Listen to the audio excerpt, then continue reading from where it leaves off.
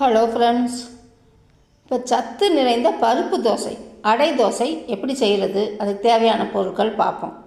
நம்ம ஏற்கனவே பாசிப்பயிறு தோசை பார்த்துருக்கோம், சத்து மாவு பார்த்துருக்கோம், ரசப்பொடி, பருப்பு பொடி எல்லாம் நம்ம ஏற்கனவே பார்த்துருக்கோம்.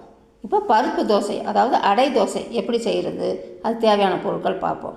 1. கடலை பருப்பு 1 கப், துவரம்பருப்பு 1 கப், இட்லி அரிசி 1 கப், பச்சரிசி 1 கப், உளுந்து 1/4 கப், வற்றல் 8 to 10 நம்ம காரத்துக்கு தகுந்து, 7 சிறிய வெங்காயம் ஒரு 10-15, பச்சை மிளகா ஒரு 3-4. செய்முறை: அரிசி பருப்புகளை 4-5 மணி நேரம் ஊற வைக்க வேண்டும்.